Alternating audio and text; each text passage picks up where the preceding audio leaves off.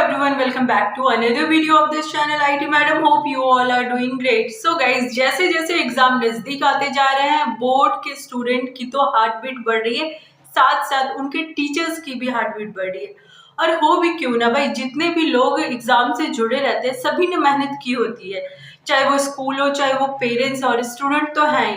तो एक अच्छा रिजल्ट आना स्कूल की भी जिम्मेदारी होती है, पेरेंट्स की भी जिम्मेदारी होती है और स्टूडेंट की भी जिम्मेदारी होती है।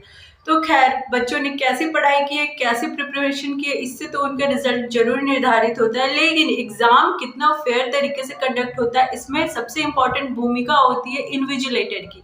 सो गाइज, इन्विजिलेटर के लिए भी कुछ रूल्स होते हैं, कुछ नियम होते हैं। तो अगर पहली बार आप जा रहे हो सीबीएसई बोर्ड एग्जाम की ड्यूटी करने, तो कुछ चीजें आपको पता होनी चाहिए, सो दैट कि बिल्कुल भी सही तरीके से आप अपना काम कर पाओ और इस रिजल्ट में आप अपना योगदान दे पाओ।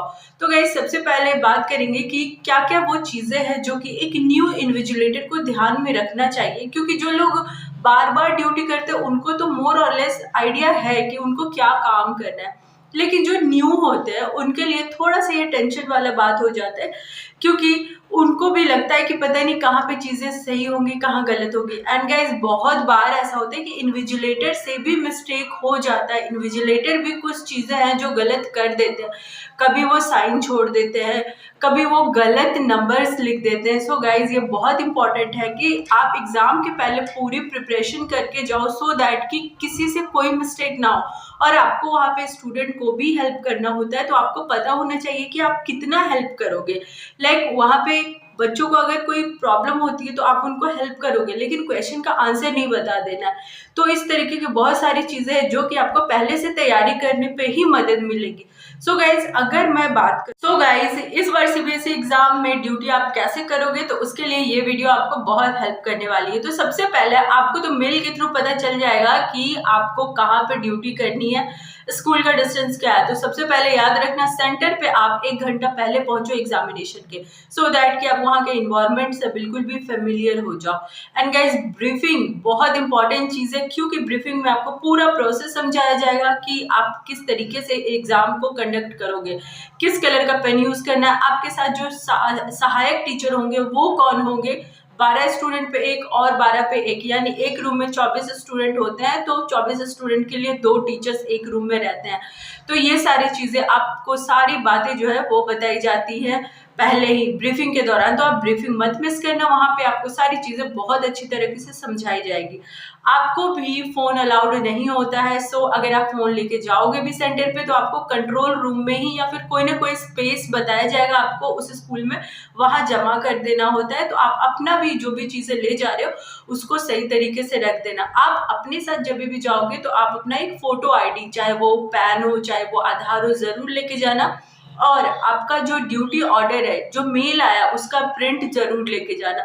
बहुत बार टीचर भूल जाते हैं अपना फोटो आईडी कार्ड, तो ये बहुत इंपॉर्टेंट चीज है, क्योंकि आप दूसरे स्कूल में एज एन इन्विजिलेटर जा रहे हो, तो आपके पास भी आईडी प्रूफ होना चाहिए। सो आप जब भी जाओगे ड्यूटी देने के लिए, वहां पे आपके पास आपका फोटो आईडी और आपका ड्यूटी ऑर्डर का प्रिंट आउट होना चाहिए। एंड एग्जाम से पहले पहुंचना, एंड एग्जाम्स के पहले पहुंचना। बच्चे 9:30 बजे के आसपास आना शुरू कर देंगे, सो दैट आप देख लेना कौन सा रूम नंबर में आपकी ड्यूटी लगी है। एंड बच्चों को भी बहुत गाइड करना है। इस बार जो भी बच्चे होते हैं ना 10th के 12th के, उनका ये पहला एक्सपीरियंस होता है, भले उन्होंने कितनी भी प्रैक्टिस कर ली हो स्कूल में, स्टिल दूसरी जगह जाकर के वो बहुत बच्चे दूसरे स्कूल में आकर के घबरा जाते, तो उनको भी आपको सही तरीके से हेल्प करना है कि उनका कौन सा रूम नंबर में सीटिंग अरेंजमेंट है, उनको अच्छी तरीके से रोल नंबर चेक करके उनको सही पोजीशन पे बैठाना, ये इन्विजिलेटर का काम होता है। कहाँ पे आपका वॉशरूम है, पानी का अरेंजमेंट क्या है, ये सारी चीज आपको पहले से पता होना चाहिए, ताकि आप बच्चों को सही तरीके से गाइड कर पाओ।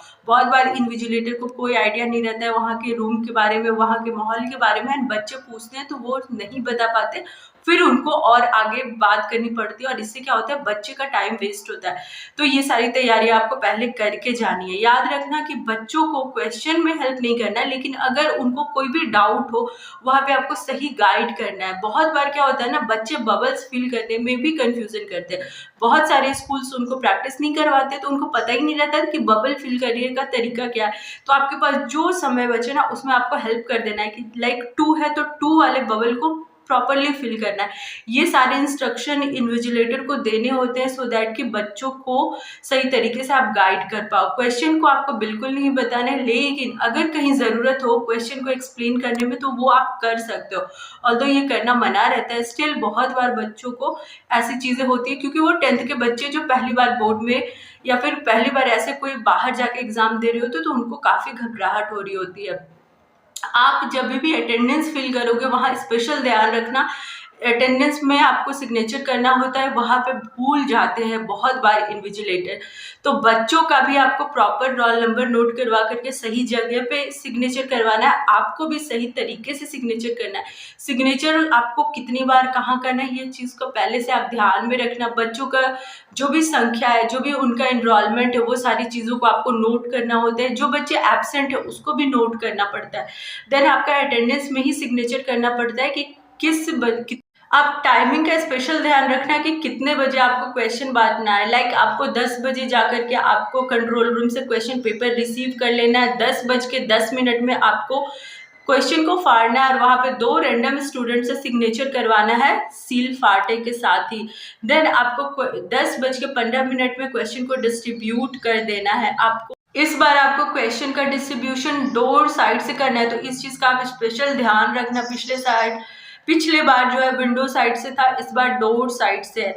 एंड 1:20 में बेल बजेगी, उस समय आपको क्वेश्चन ले लेना है, लेकिन याद रखना आपको 5 मिनट पहले ही बच्चों को बता देना है कि उनका क्वेश्चन अब ले लिया जाएगा, उनका टाइम खत्म हो चुका है। बीच बीच में आपको टाइम के बारे में बच्चों को बताते रहना है। 1:20 में आपको डोर क्लोज करनी है और सारे बच्चों से पेपर कलेक्ट करना है। टाइमिंग का स्पेशल ध्यान रखना। याद रखना कि किसी बच्चे से ज़बरदस्ती पेपर ना छीना जाए, ये काम बहुत ही आराम से करना है। लास्ट में बच्चों को छोड़ने से पहले सारे पेपर्स को काउंट करना है कि जितने बच्चे प्रेजेंट है उतना आपने लिया है पेपर या नहीं, एंड उसके बाद उन्हें लाइन से छोड़ना है। जब बच्चे चले जाएंगे तब आपको काउंट करना है एंड उसको कंट्रोल रूम में जाकर के सबमिट करना है। कंट्रोल रूम में भी आपको रूम नंबर वाइज जमा करना पड़ता है, तो आप अपनी बारी का जमा करोगे और वहाँ पे भी आपको बताना पड़ता है कि आपके पास कितने नंबर ऑफ शीट है, यानी जितने बच्चे प्रेजेंट है उतने ही पेपर आपके पास होंगे, वो उनको जमा करना होता है। एंड लास्ट में आपको पेमेंट के बारे में, तो इस बार पेमेंट जो है वो बिल्कुल ऑनलाइन प्रोसेस है, तो वो वाले वीडियोस भी आप लोग देख लेना। बहुत सारे लोगों का पेमेंट से रिलेटेड इशू होता है, लेकिन पेमेंट जो है थोड़ा लेट हो रहा है, लेकिन पेमेंट आ जाएगा, बिल्कुल आपके अकाउंट में आएगा। आप प्रॉपर अपना सारा डिटेल सबमिट करोगे, बिल्कुल आपके अकाउंट में मिल जाएगा आपको पैसा। टाइमिंग का स्पेशल ध्यान रखना कि कितने बजे आपको क्वेश्चन बांटना है। लाइक आपको 10 बजे जाकर के आपको कंट्रोल रूम से क्वेश्चन पेपर रिसीव कर लेना है। 10:10 में आपको क्वेश्चन को फाड़ना है और वहाँ पे 2 रैंडम स्टूडेंट से सिग्नेचर करवाना है।